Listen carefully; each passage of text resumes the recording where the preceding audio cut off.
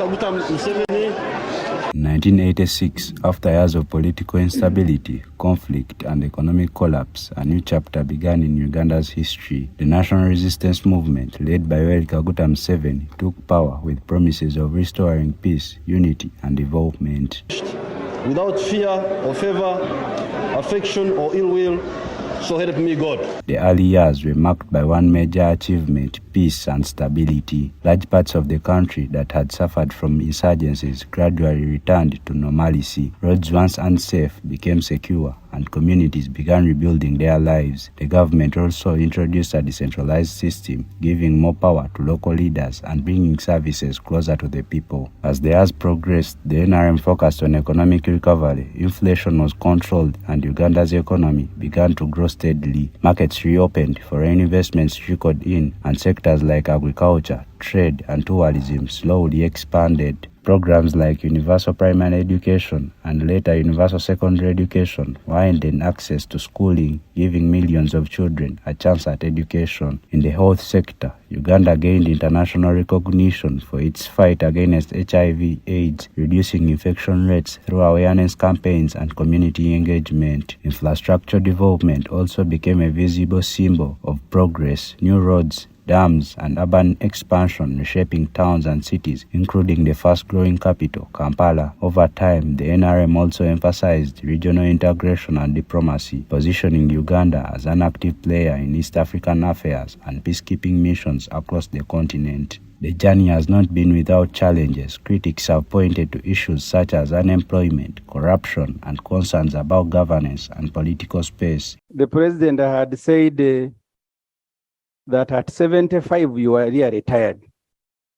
But since at 78 he is still able to deliver a State of Nation address, we need to thank him.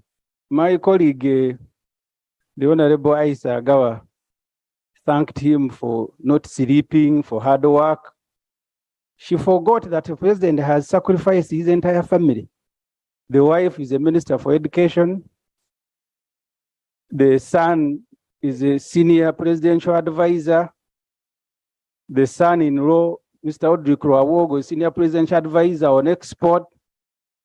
His brother, General Salim Saleh, is a senior presidential advisor. Some children, directors. Really, we can't thank this family enough.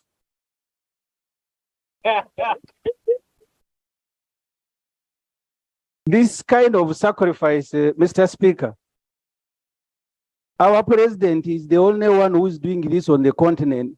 You appoint your wife a minister, your brother a presidential advisor, your son a presidential advisor, your son. I need to be helped to understand whether nepotism has changed the definition, that you can staff your government with the family members, and then you walk to Parliament of Uganda representing all constituencies, and you still want to speak as a head of state.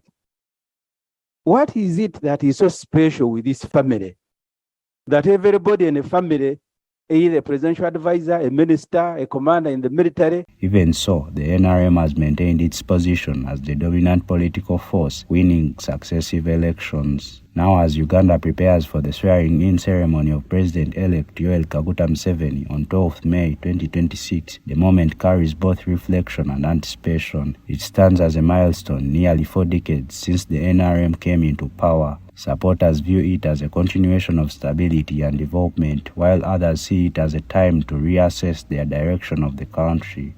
For many Ugandans, the story of NRM is deeply intertwined with their own lives, from the struggles of the past to the opportunities of today. Now, as the next term begins, the question remains: how will the next chapter build on this long and complex journey of Uganda, and whether the question of transition will be answered in the next 5 years? Musinwa Chalvin, reporting for Slough TV.